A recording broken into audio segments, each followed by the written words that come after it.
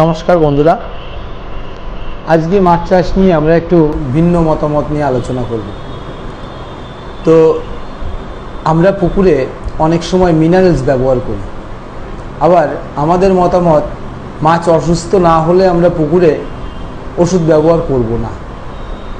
তো কোন ওষুধটা কি কাজে লাগে, ওষুধ কেন ব্যবহার করতে হয়, এই জিনিসটা আমাদের খুব ভালো করে জানতে হবে। তো পুকুরে যখন আমরা বিভিন্ন ওষুধ ব্যবহার করি তার কারণ জেনেই আমাদের ব্যবহার করা উচিত, কিন্তু আমাদের সবসময় মনে রাখতে হবে যে রোগ আসার আগেই আমরা ব্যবস্থা নেব। রোগ আসার পরে ওষুধ দিলে কখনোই খুব একটা লাভবান হওয়া যায় না, কারণ রোগ যখন আসে তখন পুকুরে আমরা যখন বুঝতে পারি দেখে, তখন 80% মাছের শরীরে এই রোগটা ছড়িয়ে যায়। তো তারপরে ওষুধ দিলে রোগটা ঠিক হতে অনেকটা সময় লাগে এবং অনেক ওষুধের পরিমাণ লাগে এবং কিছু মাছ মারাও যাবে। তো এই জন্যে আমাদের সবসময় মনে রাখতে হবে যে রোগ আসার আগেই আমরা পুকুরে অবশ্যই ব্যবস্থা নেব। তো আজকে আমরা ভিটামিন এবং মিনারেলস নিয়ে কিছু কথা বলবো। এই মিনারেলসটা কি? মিনারেলস হলো বিভিন্ন রকম খনিজ একসঙ্গে মিশিয়ে যেটা তৈরি করা হয় তাকেই আমরা মিনারেলস বলি। মিনারেলস মানেই হলো খনিজ উপাদান। তো এই খনিজ উপাদানগুলো মাছের কি কাজে লাগে আমরা হয়তো অনেকে জানি, আবার হয়তো অনেকে জানি না, যার জন্য আমরা পুকুরে সহসা ব্যবহার করি না। যখন একটি মাছ রিকেট হয় বা কেউ এসে বলে মিনারেলসের অভাব হয়েছে, তখন আমরা মিনারেলস ব্যবহার করি। এটা সঠিক উপায় না, মাছ চাষের জন্যে এটা খুবই ক্ষতিকারক। তো মিনারেলসটা কি কাজে লাগে সেটাই আমাদের আগে জানতে হবে। তো মিনারেলস কি কি উপাদান? মিনারেলস হলো calcium, magnesium, potassium, phosphorus, iodine, এই বিভিন্ন খনিজ। এই বিভিন্ন খনিজ উপাদানগুলো মাছের কি কাজে লাগে? বিভিন্ন খনিজ উপাদানগুলো মাছের অসমোটিক প্রেসার নিয়ন্ত্রণ করতে প্রচুর পরিমাণে প্রয়োজন হয় এবং সঠিক পরিমাণে। এই অসমোটিক প্রেসার কি?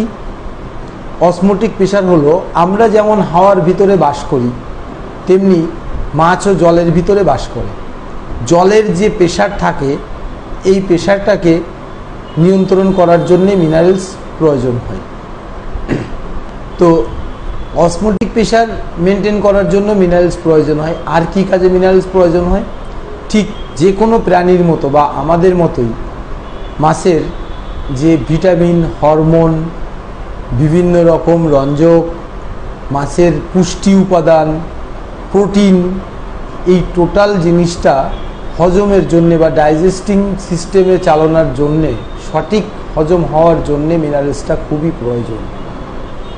তো আমরা প্রতিনিয়ত মাছের যখন খাবার দেই, সেই খাবারটা হজম হতে গেলে মাছের অবশ্যই মিনারেলস প্রয়োজন। তো পুকুরে আমরা নিয়মিতভাবে মিনারেল যদি ব্যবহার না করি, তাহলে পুকুরের জলে যে মিনারেলসটা আছে মাছ প্রতিদিন সেটা তার কানকো বা গিলের মাধ্যমে শোষণ করে। চিংড়ি তার গিলের মাধ্যমে শোষণ করে এবং তার বডি মাধ্যমেও শোষণ করে থাকে। তো এই শোষণ করতে করতে জল থেকে একটা সময় এই মিনারেলসের ঘাটতি দেখা দেয়। তো এই ঘাটতি পূরণের জন্য আমাদের মিনারেলস অবশ্যই ব্যবহার করা দরকার। না হলে বাইরে থেকে আমরা যতই খাবার দিই না কেন, ভালো মানের খাবার দিই না কেন, যদি মিনারেলসের পরিমাণ ঠিক না থাকে কখনোই মাছের হজম হবে না। তো তার জন্যে কি হয়? তার জন্যে মাছের ডাইজেস্টিং সিস্টেম প্রচণ্ডভাবে ব্যাঘাত হয়, যার ফলে ধীরে ধীরে মাছের বদহজম হয়ে মাছের পেটে বিভিন্ন রকম রোগের সৃষ্টি হয়। মাছের শরীরে এই রোগ আস্তে আস্তে ছড়িয়ে যায়। যখন এই অসমোটিক প্রেসার মাছ নিয়ন্ত্রণ হারিয়ে ফেলে, তখন মাছের শরীরে ডিসব্যালেন্স বা আস্তে আস্তে বিভিন্ন ক্ষতরোগ সৃষ্টি হয়। তো এই মিনারেল যদি সঠিক মাত্রায় পুকুরে না থাকে, তাহলে সকল রোগ ধীরে ধীরে মাছের ভিতরে আসতে পারে। আমরা এটা কি দিয়ে বুঝতে পারি? আমরা পুকুরের অ্যালকাইনিটি যদি নিয়মিত চেক করি, তাহলে আমরা মিনারেলসের পরিমাণটা বুঝতে পারবো। আর অনেকে বলে থাকেন যে ফ্রেশ ওয়াটার ফিশ বা মিষ্টি জলের মাছের জন্য মিনারেলস দরকার নেই। এটা সম্পূর্ণ ভুল কথা।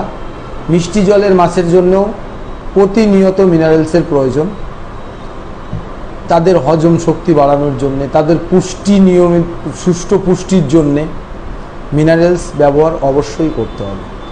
সেই মিনারেলসগুলো, আমরা যে মিনারেলসগুলো ব্যবহার করব তাতে আমাদের দেখতে হবে যে কোন ধরনের মিনারেলগুলো কিভাবে আছে এবং সেটা কতটা কার্যকারী, সেটা জলে দ্রবীভূত কিনা। জলে যত বেশি দ্রবীভূত হবে তত বেশি মাছের শরীরে কাজ করবে। তো এই মিনারেলসগুলো আমরা অ্যালকাইনিটি চেক করার মাধ্যমেও দিতে পারি, অথবা পুকুরে নিয়মিত প্রতি মাসে একবার ব্যবহার করতে পারি।